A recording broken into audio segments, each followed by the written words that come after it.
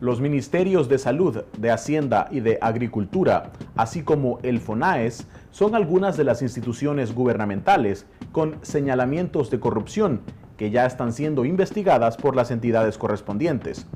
Durante este año y sobre todo durante la emergencia por la pandemia, los casos de corrupción, posible malversación de fondos públicos, violaciones a la ley de ética y la falta de transparencia tuvieron protagonismo. A continuación, hacemos un recuento de los casos más emblemáticos. Durante la emergencia por pandemia, investigaciones periodísticas revelaron indicios de corrupción en diferentes instituciones de este gobierno. Algunas de ellas hicieron eco en las autoridades de la Fiscalía General de la República, y entre el 9 y 12 de noviembre de 2020 se realizaron diversos allanamientos que generaron asperezas entre la Fiscalía y la Policía Nacional Civil, que custodió los procesos de forma hostil. Uno de los primeros casos sobre compras irregulares fue el de máscaras protectoras que hizo el Ministerio de Salud por $250,000 a la empresa de quien en ese momento fungía como presidente del Fondo Ambiental de El Salvador, FONAES, Jorge Coqui Aguilar. La revelación hizo que el presidente Nayib Bukele cesara del cargo al empresario y que el partido Nuevas Ideas le excluyera del proceso interno como aspirante a la alcaldía de Santa Tecla. El Ministerio de Salud y su titular, Francisco Alaví, fueron los sobresalientes en los casos ligados a posible corrupción, nepotismo y violación a la ley de ética gubernamental.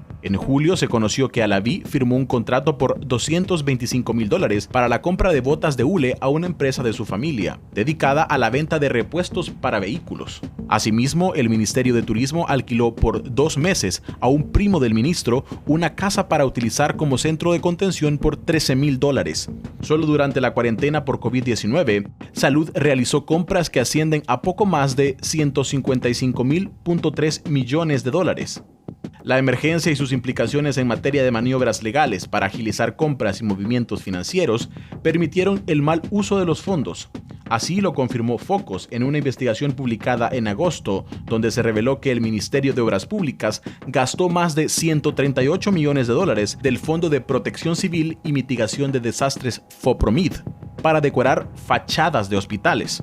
Aunque la ley del FOPROMID establece que dichos fondos solamente pueden ser utilizados para una emergencia nacional o prevención de desastres, el MOP los utilizó para la compra de reflectores para iluminar fachadas, así como para estructuras publicitarias y logos del gobierno en varios hospitales nacionales.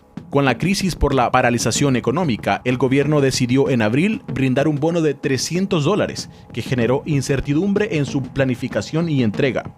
En mayo, se decidió cambiar la ayuda económica por paquetes de alimentación, cuyo plan, criterios de distribución y financiamiento tampoco fueron dados a conocer claramente. El Ministerio de Agricultura y Ganadería está siendo investigado de momento por la compra de alimentos y de insumos médicos por un monto de $139,3 millones. El Ministerio de Hacienda también está bajo investigación y los últimos días de noviembre bloqueó el acceso a auditores de la Corte de Cuentas, quienes recababan información para fiscalizar el uso de fondos durante la emergencia sanitaria. En octubre de ese año, Focus cuestionó al ministro Alejandro Zelaya sobre los informes de cómo las diferentes instituciones utilizaron los fondos de emergencia. El funcionario dijo desconocer esa información. Pero la emergencia no fue el único momento en el cual se identificaron actos arbitrarios en instancias gubernamentales. Una investigación de Focus también reveló que la Dirección General de Centros Penales manejó irregularmente entre septiembre de 2019 y junio de 2020 al menos $8.9 millones provenientes de fondos de familiares de privados de libertad a utilizarse en las tiendas penitenciarias. Ante una solicitud de información pública, Hacienda notificó que a junio de este año no tenía registros de los fondos por depósitos familiares en favor de los reos. Fue hasta julio cuando se depositó un monto mínimo, equivalente al 5% de los ingresos registrados para este rubro en centros penales. Esta fue la respuesta del director Osiris Luna en aquel momento. No hemos dado respuestas respecto a eso, en transparencia hemos manejado todo. Sí, pero el bloqueo al acceso a la información pública, así como las declaratorias de información reservada sobre compras realizadas durante la emergencia, han sido la constante gubernamental ante el derecho de la población a conocer cómo se utilizan los fondos públicos. Las investigaciones siguen vigentes bajo la responsabilidad de la Fiscalía. La negativa del Ejecutivo a brindar información ha sido tal que luego de varios intentos por conseguir mayor control dentro del Instituto de Acceso a la Información Pública, el 14 de diciembre los 3 comisionados afines al gobierno, Ricardo Gómez, Roxana Soriano, quien compitió en las internas para diputaciones del partido Nuevas Ideas, y Javier Magaña, acordaron no grabar los audios de las sesiones del Pleno del Instituto, con lo cual se dificulta ahora aún más la Contraloría Ciudadana.